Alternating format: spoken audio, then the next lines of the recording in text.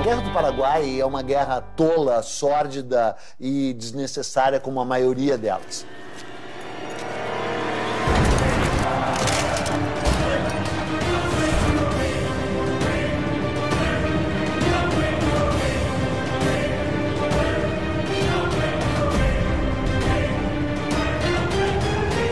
Uma guerra, a primeira vítima é a verdade. Porque a historiografia brasileira a respeito da Guerra do Paraguai era muito vagabunda, praticamente não existia. This is the most devastating war in post-colonial South American history. Aquilo foi um genocídio. Nós não tivemos o genocídio como intenção, mas nós tivemos o genocídio como efeito.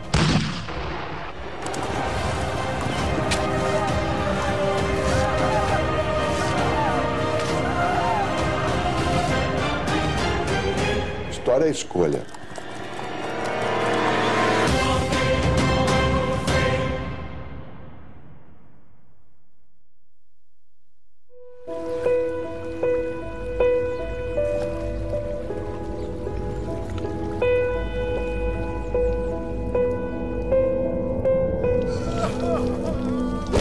Depois de 40 anos independente de Portugal, o Brasil é um gigante. Rural, pobre, analfabeto e escravo.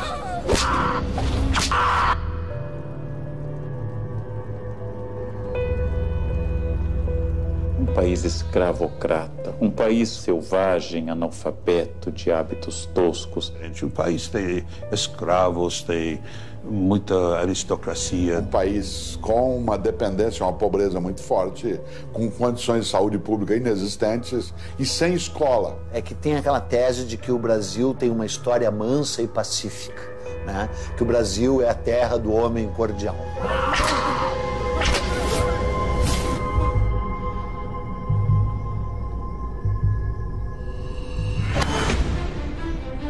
Em 1864, o Brasil é uma monarquia controlada por um homem de 38 anos, que está no trono desde os 14.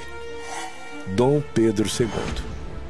Apresenta-se Dom Pedro como um homem muito culto, mas ele é um homem muito despreparado. Quer dizer, você vê que é um homem a quem falta polimento, né? A quem falta todas as normas de civilidade. É um caipirão brasileiro. Pedro é um homem que tinha ideais e projetos, mas de fato não tinha vocação de governo. O Brasil enfrenta uma grave crise econômica e o sul do país começa a trazer notícias preocupantes. O sul do Império Brasileiro faz fronteira com 3 repúblicas: Uruguai, Argentina e Paraguai. O Uruguai está em guerra civil. Brasil e Argentina se unem para colocar o uruguaio Venâncio Flores no poder, beneficiando os comerciantes de Buenos Aires e os fazendeiros gaúchos, só que bloqueando a saída do Paraguai para o mar. Dejaba prácticamente sin chances al Paraguay en el sentido de poder contactar con el mundo exterior, recibir aprovisionamiento, Which would simply straggle our exports. Com esse novo cenário, o Paraguai, para usar a Bacia do Prata, precisa negociar com as 2 maiores potências da região. Paraguay o estaba con Argentina contra Brasil o con Brasil en contra Argentina, pero nunca al mismo tiempo con las 2 potencias mayores de la región. O Paraguai é governado por um também jovem de 32 anos, Francisco Solano Lopes. Francisco Solano López estaba convencido de que tenía un destino muy importante, ¿verdad? Que en este caso era salvar a la patria de la deshonra. Era una persona con una inteligencia, con un talento literario considerable. Era una persona preparada para un cargo difícil. Mariscal López, and very proudly so, is my great-grandfather.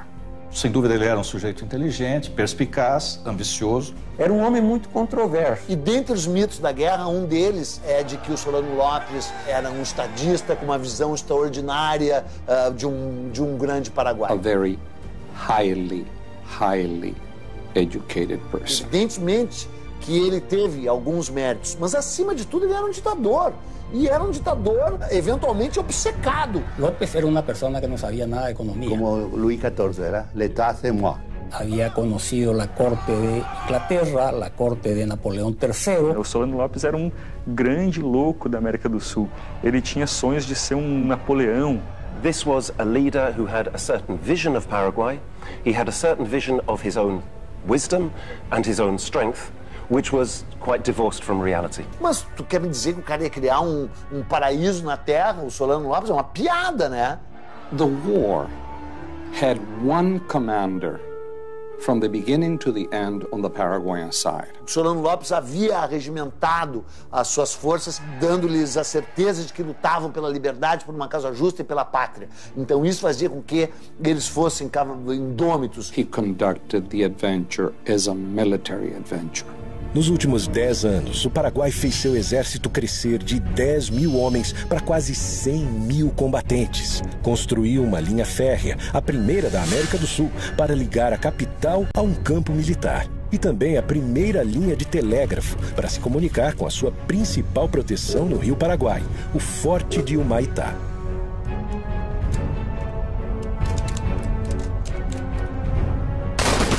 Porque tuvo todo el poder en sus manos e não midiu exatamente suas limitações. Antes de atacar, Solano Lopes tenta conversar com o Brasil. He sends a letter off to Dom Pedro and asks Dom Pedro to honor his agreement.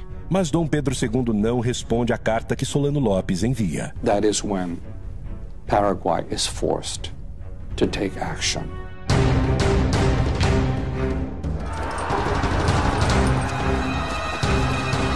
Pela primeira vez em sua história independente, o Brasil tem seu território invadido.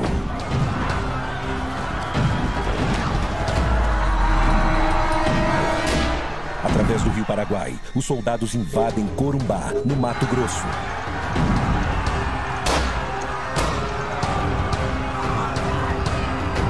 De hecho, los paraguayos cometieron abusos en territorio brasileño y argentino. O exército paraguaio avança, deixando um rastro de destruição por onde passa. Os generais levam junto as suas esposas, que aproveitam para saquear as casas no caminho. Os invasores paraguaios de Mato Grosso saquearam, levaram a população civil forçada para Assunção, porque o Mato Grosso estava indefeso. Você não tinha força do exército Mato Grosso.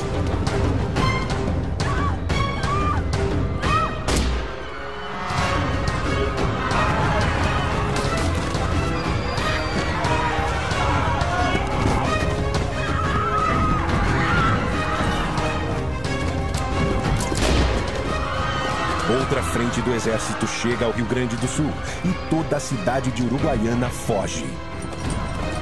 O Paraguai invade o Brasil, mas é só o começo. A partir de agora, metade de um continente vai entrar em guerra.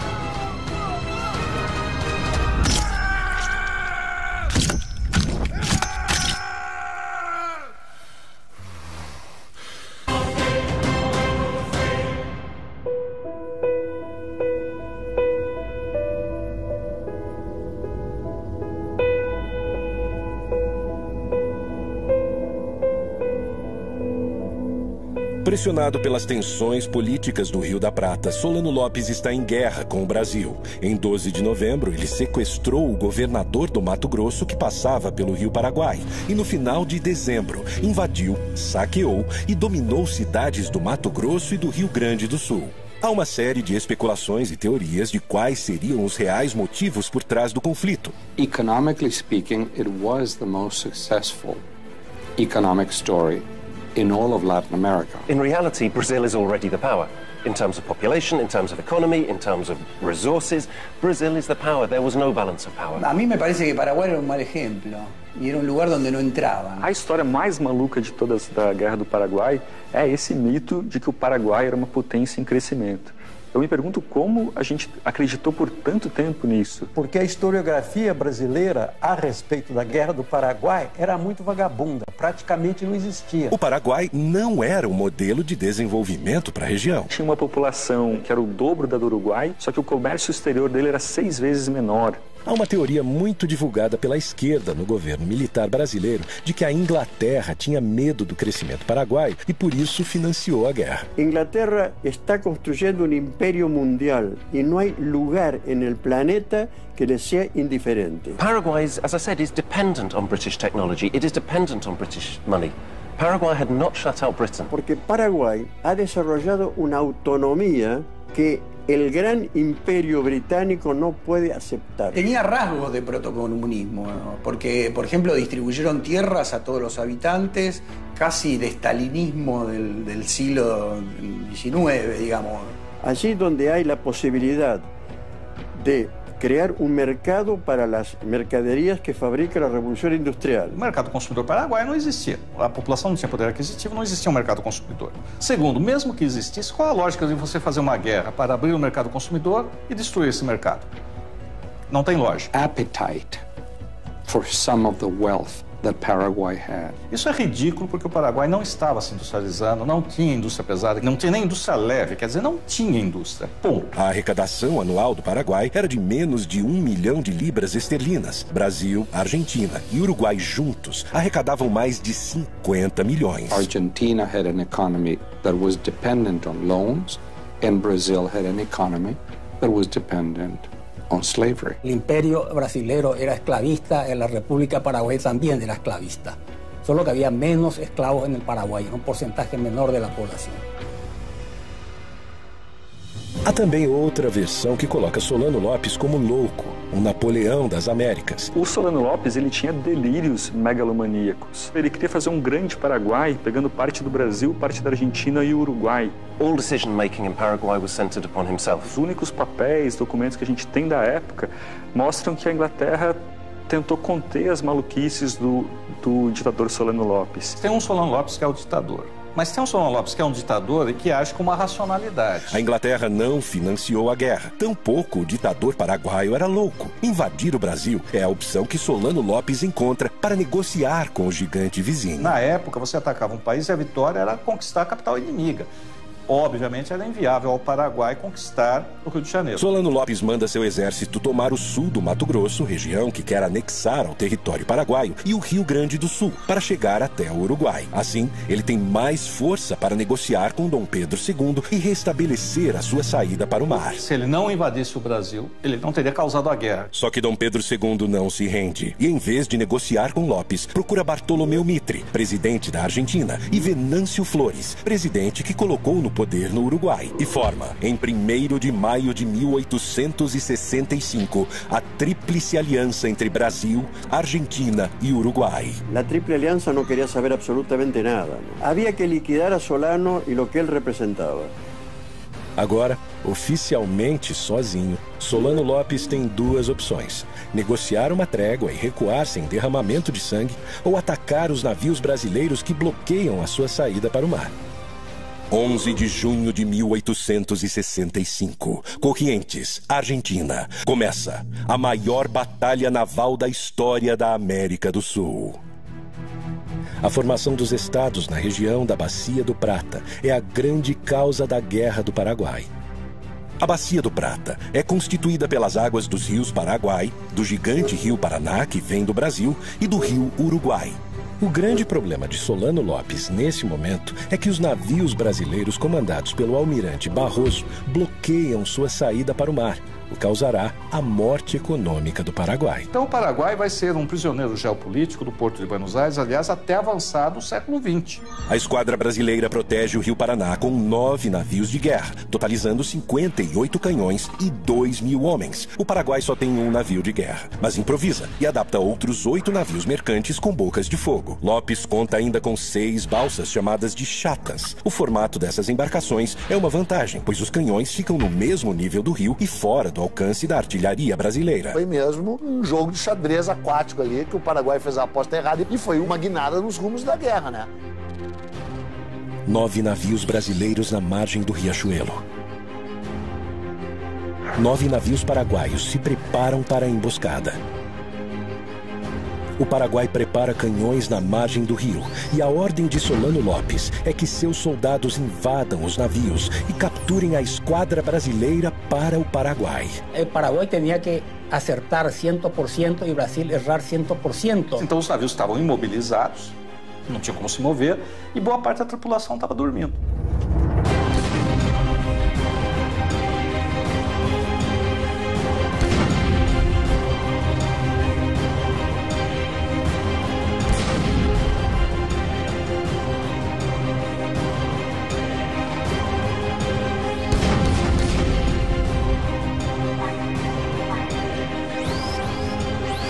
ataque surpresa, o Paraguai leva vantagem no início da batalha, mas uma decisão do almirante Barroso vira o jogo para o Brasil.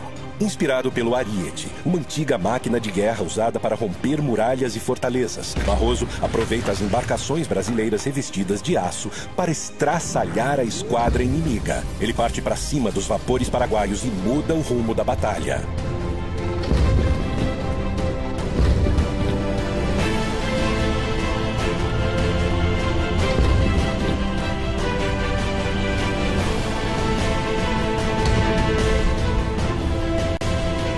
O Brasil vence e mantém o controle da Bacia do Prata.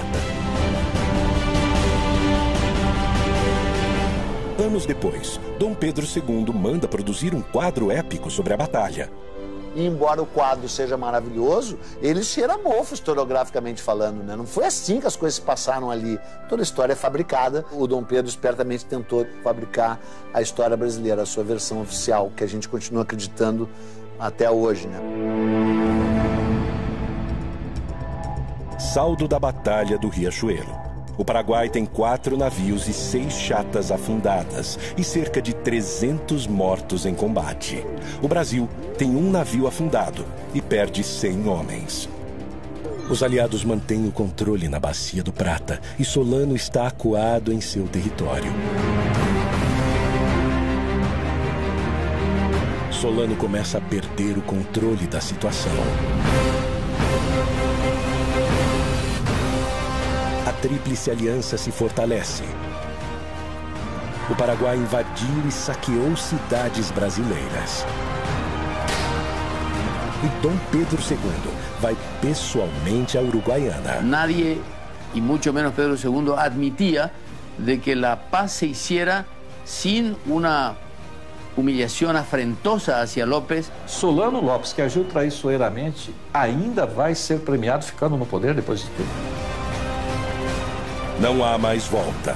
Dom Pedro II quer vingança.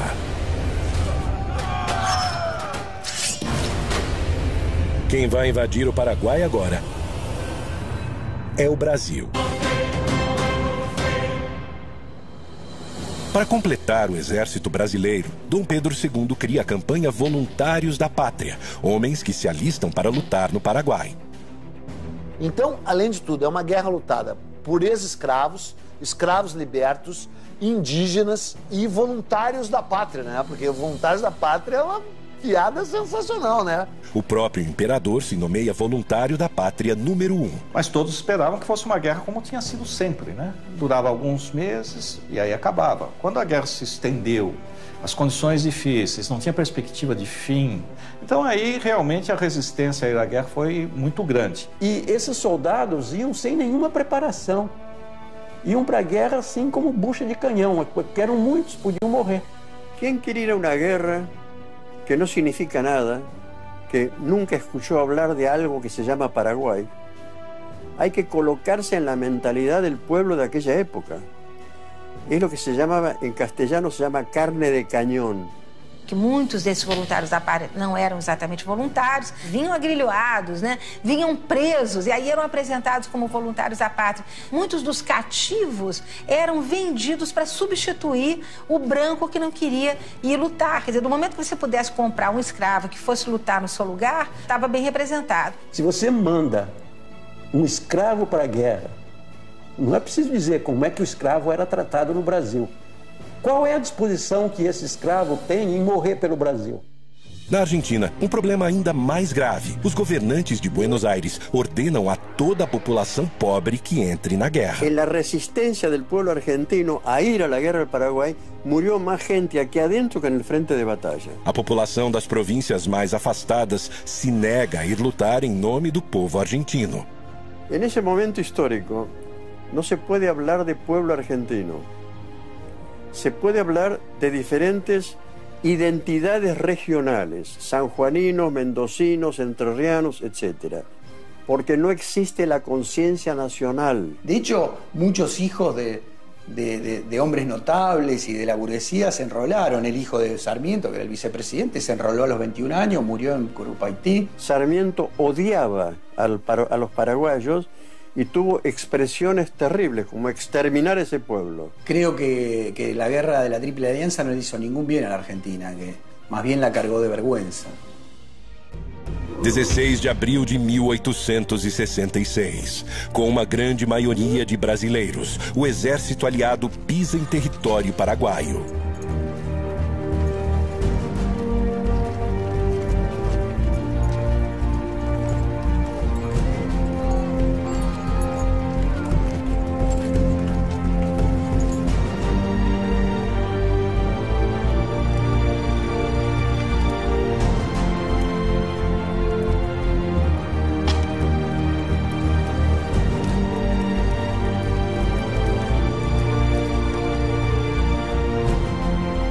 O Brasil, sem sofrer resistência, monta seu acampamento militar.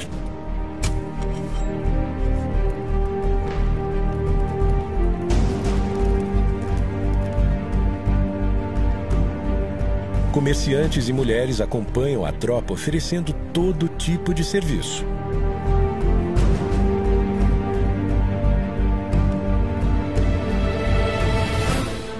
Mas o Paraguai não se rende e quer expulsar os invasores.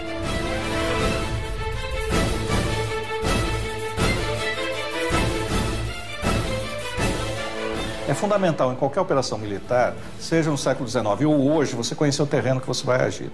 E não se conhecer o terreno. O acampamento militar fica na entrada do país, a 300 quilômetros da capital, Assunção, com uma imensidão desconhecida e pantanosa pela frente. Mas não se tinha um mapa do interior do Paraguai, devido ao isolamento paraguaio. Ninguém conhecia o que era o interior do Paraguai, só se conhecia Assunção. E é nesse momento que o Paraguai começa a montar sua emboscada. Está almoçando ali com os chefes o general Osório. A tropa que está mais na frente começa a debandar, começa a correr para trás para conseguir algum apoio e aí tem a matança.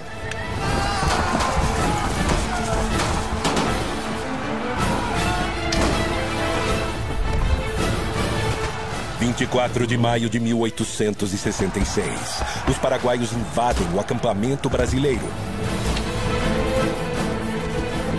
E tem início a maior batalha da Guerra do Paraguai, a Batalha de Tuiuti.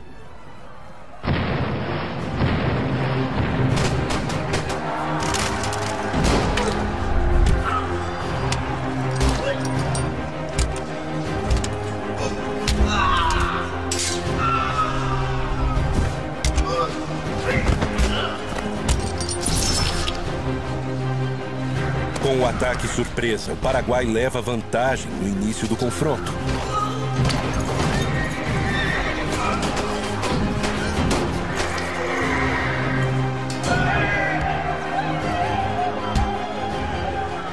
Solano Lopes manda 3 tropas atacarem simultaneamente, uma frontal e 2 pelos flancos. E o Osório, que tinha essa capacidade de liderança, era muito admirado pela tropa. Ele está sobre um cavalo em meio a nuvens de fumaça, em meio a barulho de explosões, a gritos, a gente morrendo. Ele consegue mobilizar, mandar um batalhão para cá, outro batalhão para lá, com a visão militar, ou seja, esse batalhão vai e vai ser sacrificado. Ou seja, quase todos vão morrer. Agora, por que esse batalhão vai? Porque confia nele, confia na liderança militar.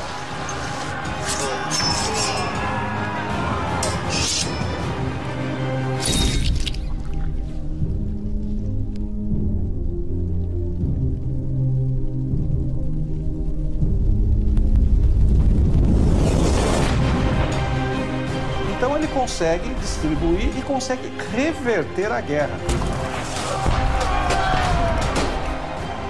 Que o centro da resistência aliada vai ser os canhões da artilharia que estão colocados um pouco à frente do quartel-general.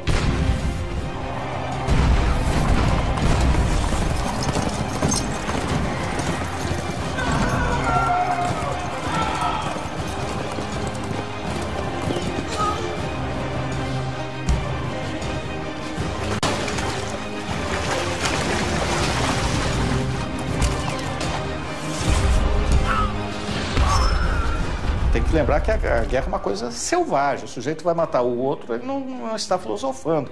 Ele está com ódio.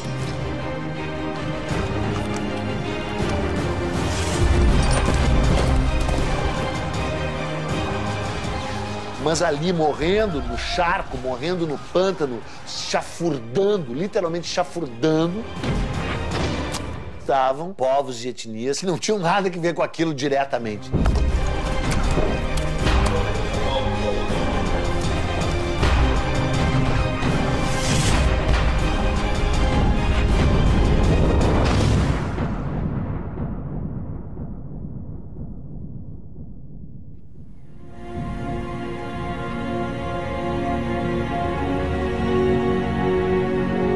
Como resultado da Batalha do Tuiuti, o Paraguai perde 13 mil homens, o melhor de seu exército. Os aliados, juntos, perderam 4 mil homens. Mas não há motivos para comemorar.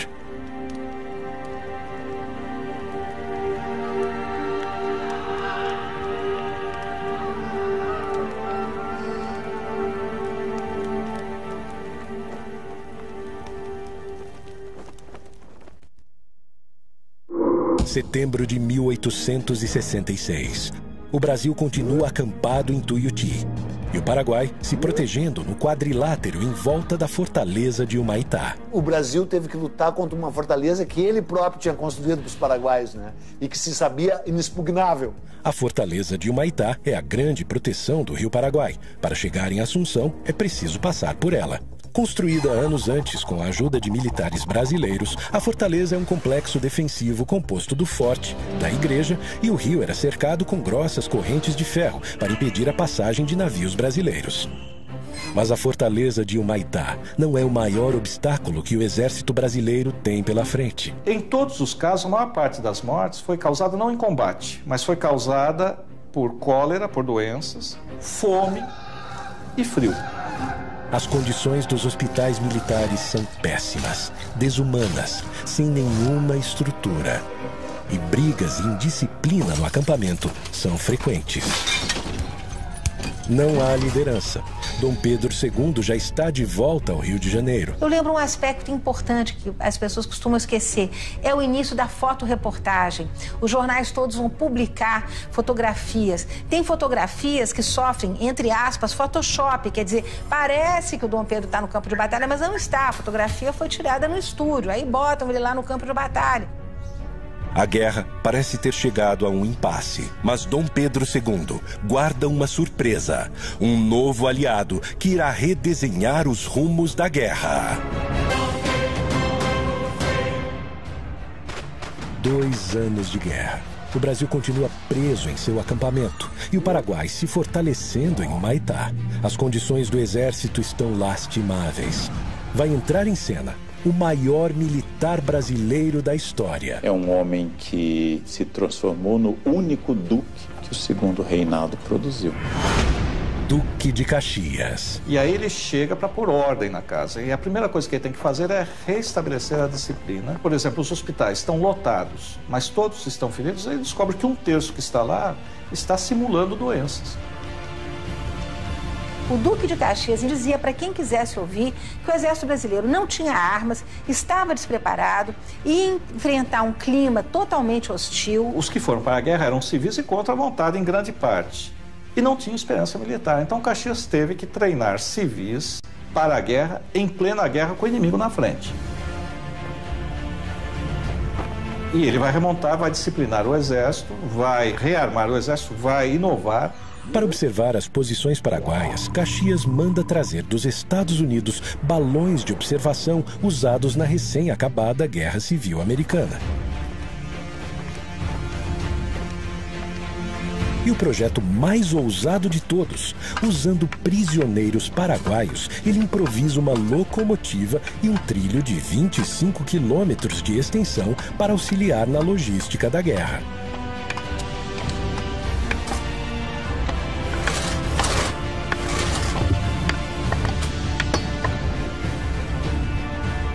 Vai começar a série de batalhas conhecida no Brasil como Dezembrada e no Paraguai como Dezembro Negro.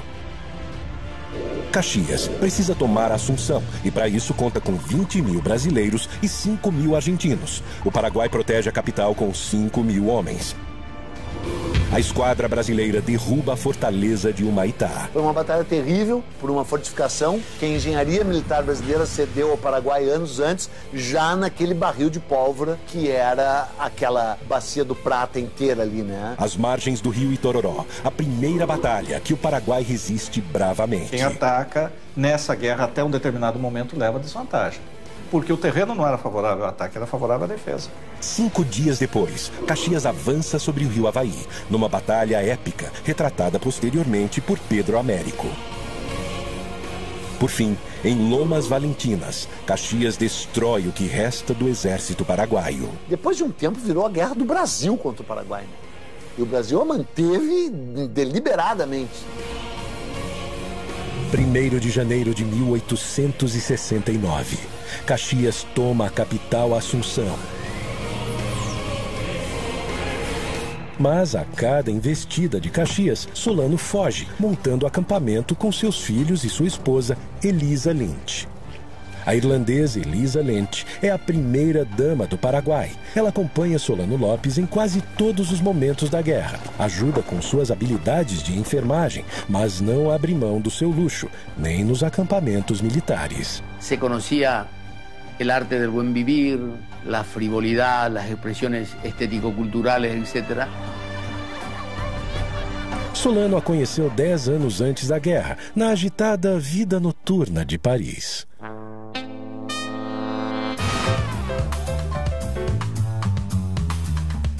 Solano Lopes era o jovem diplomático mais rico em Paris. Era o grande momento das cortesanas e também das prostitutas. Os inimigos apontam ela como prostituta. E ela vivia do quê? Certo, então ela é acusada de prostituta. Ela era um símbolo sexual para os exércitos inimigos. Possivelmente, ela teve algum contato muito breve com esse mundo. Parte de todo eso era una mujer rubia y bella. Y eso es un pecado inadmisible para el pueblo.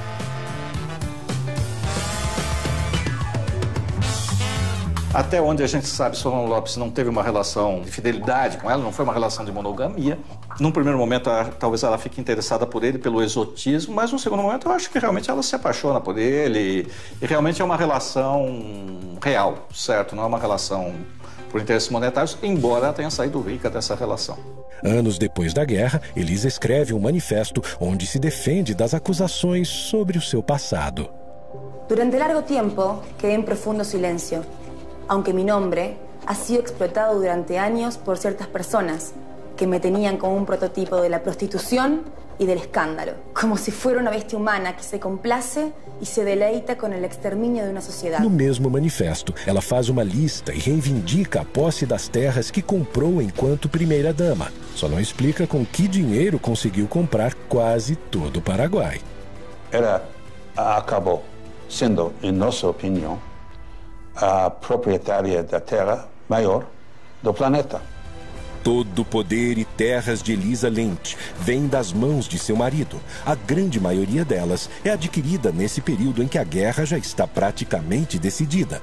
Que sentido tinha seguir a guerra depois de 1868? Depois de 68 ele não vai ganhar, ele perdeu. Ele podia negociar a derrota. En 1868 la guerra estaba perdida, absolutamente perdida. Una guerra que obviamente ya para esa altura ya estaba perdida. Y cuando ya no había razones para seguir resistiendo, ¿para qué resistir? Solano Lopes dá ordens para que as cidades paraguaias sejam abandonadas à medida em que o exército inimigo avança. Assim, ele pretende evitar a vingança brasileira e um massacre ainda maior. Ele dá ordens da população civil sair, para os aliados não terem acesso a comida, a apoio, a informações. Só que essa população civil tem que sair, são basicamente o quê? Mulheres e crianças. Tem que sair forçadas, sem meio de transporte, sem comidas. Resultado, você tem uma mortandade da população civil que não tinha mais sentido militar. A destruição do Paraguai é feita pelos aliados? Evidentemente é feita pelos aliados, que estão avançando. Mas por que estão avançando? Porque o outro lado, que sabe que não pode ganhar a guerra, não quer se render. O povo paraguaio apoyaba Solano López. El hecho de que la familia López no era tan terrible está en la manera como el pueblo paraguayo acompañó a López hasta el último momento. Claro que o conceito de patriotismo é muito relativo e cada sociedade constrói os seus padrões. Mas, estritamente falando, não tinha mais sentido militar nenhum você manter essa população fugindo, se retirando, sendo vítima da guerra. No rational leader would take on almost half the continent in a war. Solano López no podía tener un concepto bien delimitado, bien claro de la realidad. Solano López estava bebendo demais, virou muito cruel. E não cabe dúvida, ele fez coisas que eram horríveis. Então ele mandou, por exemplo, prender a mãe, as irmãs, matou um irmão sob tortura, o outro morreu por exaustão física devido à perseguição dele, matou dezenas de pessoas. É a onipotência, a arrogância e o desprezo pela vida das pessoas que estão subordinadas a eles. Eu acho que nesse sentido Solano Lopes é igual a Stalin, que é igual a Hitler. Janeiro de 1869. Com a capital tomada, o Paraguai não representa mais perigo aos aliados da região do Prata. E para Caxias, é o fim da guerra. Tem uma frase do Caxias que diz que ele não era coveiro. Para vencer a guerra do Paraguai, como se pretendia, teria que matar o último paraguaio no ventre da sua mãe. Ele se recusou a fazer esse papel. Mas Dom Pedro II está obcecado atrás de Solano Lopes. From that point on, it was a war of vengeance against o Mariscal López. Sem Caxias, o comando vai para o seu genro, o francês Conde D. Nesse conflito, ficou claro o quão violento e eventualmente sanguinário até o Brasil pode ser. Enquanto continua sua fuga, Solano Lopes usa o que sobrou da população para retardar o avanço brasileiro.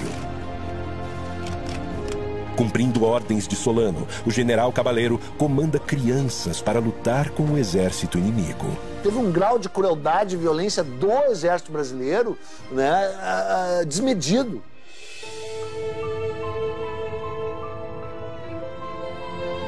Y porque ella era la última reserva, no tenía más hombre. Paraguay no tenía hombre. Fanatismo de resistência paraguaio, né? Manda crianças para lutar contra o exército e de como esse exército aceita a luta e mata essas crianças. Dice que esos niños de Acostañú fueron el escudo para proteger a Solano López. Eso demoró el avance del ejército aliado.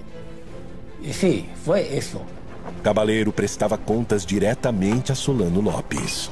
As crianças, 12, 13, 14 anos, no meio do mato, estavam com barbas postiças para parecer adultos para amedrontar a tropa que vinha, que era uma tropa basicamente brasileira. Es una situación de locura generalizada solo atribuible a este tipo de guerras, ¿no? Los niños de antes, o de hace 100 años, 150 años, y en esas circunstancias son diferentes. Ciertamente a los 14 años muchos niños se alistaban, que los niños se iniciaban sexualmente cuando se desarrollaban, y era natural, digamos. 16 de agosto de 1869, a última grande batalha da Guerra do Paraguai.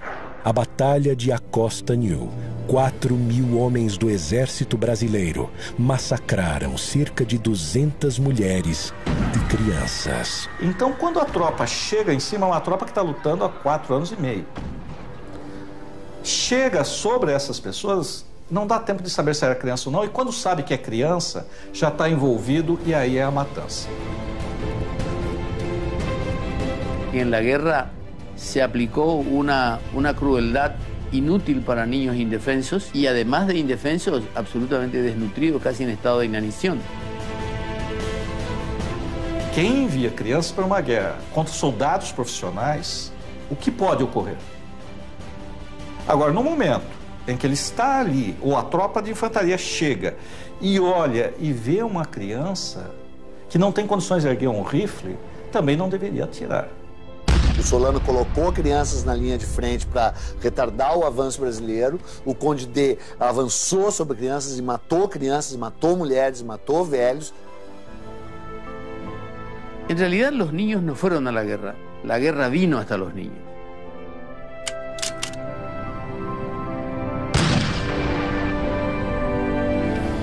Só há culpados, não há inocentes nessa história aí, né?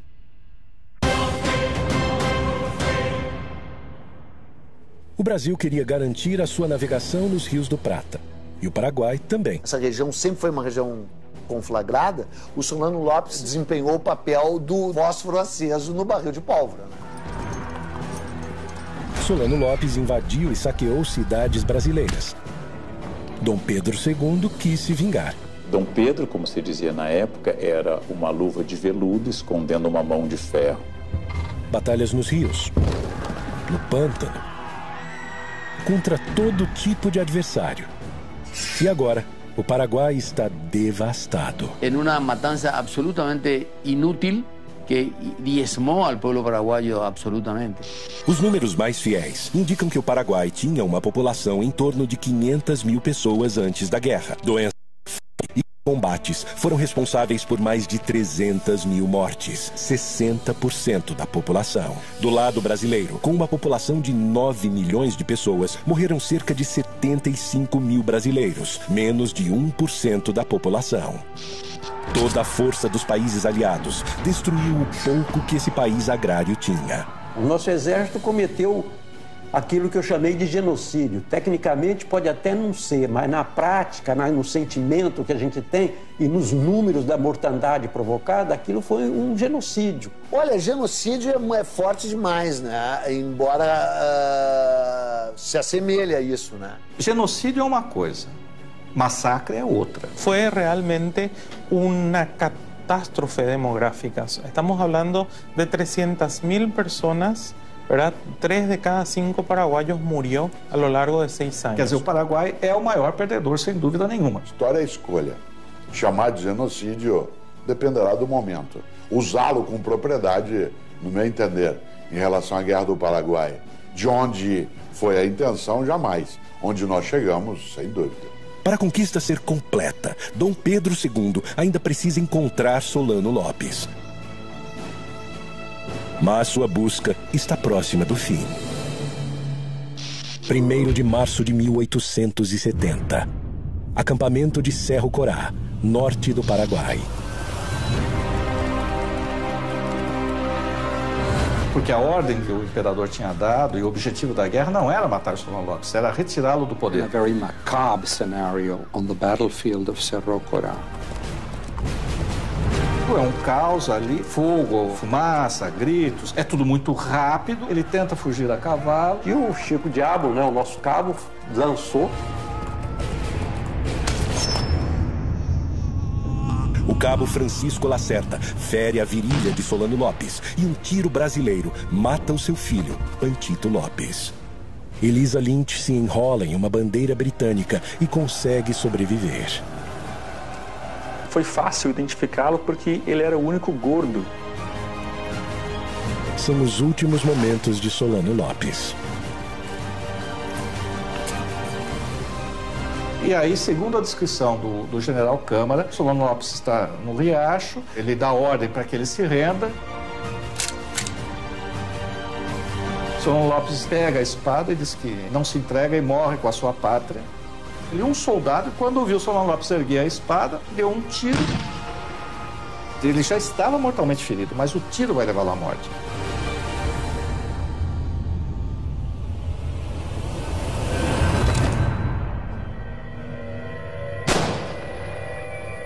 Um verdadeiro patriota leva a sua pátria ao fim.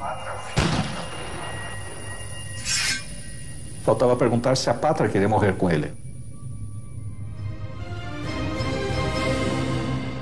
E chega ao fim a Guerra do Paraguai. General Câmara leva a honra de capturar o ditador. Também leva a irmã de Solano Lopes e tem com ela uma filha. General Bernardino Cabaleiro agora se alia aos brasileiros, passa um tempo morando no Rio de Janeiro e volta para ser presidente do Paraguai, fundador do Partido Colorado, o mesmo partido que em 2015 governa o Paraguai. Elisa Lynch é bem tratada pelo exército brasileiro, volta a Paris e morre anos depois, sem conseguir recuperar suas terras. Hoje, Elisa é Madame Lynch, heroína do povo paraguaio. Apesar de ganhar a guerra, Dom Pedro II não saiu vitorioso. Afundou o Brasil em dívidas com bancos europeus e ainda fortaleceu o exército brasileiro, que na década seguinte, liderado por ilustres participantes da Guerra do Paraguai, transformaria o país em uma república, tomando o poder do imperador. Francisco Solano Lopes, odiado pelos paraguaios nos anos pós-guerra, passa por um tratamento de imagem no século XX. E hoje é o grande herói nacional, enterrado em um panteão dos heróis em Assunção. Lo que hicieron con Paraguay fue transformarlo en un país más pobre, más destruido, digamos, lo liquidaron a Paraguay. Todos perdieron finalmente, todos calcularon mal. It's time to be honest with our past and sincere with our own history. Es un golpe muy serio para la monarquía brasilera, que reveló una gran ineficacia en el manejo militar. The responsibility rests with successive Brazilian governments. É uma página sórdida da história do Exército Brasileiro. Não foi uma guerra em defesa da liberdade, não foi uma guerra para salvar a honra do Brasil. Os nossos soldados não foram heróis. Brasil, Argentina, Uruguai e Paraguai resolveram com ódio e sangue inocente suas questões econômicas. Será que o tempo foi capaz de apagar todas as marcas?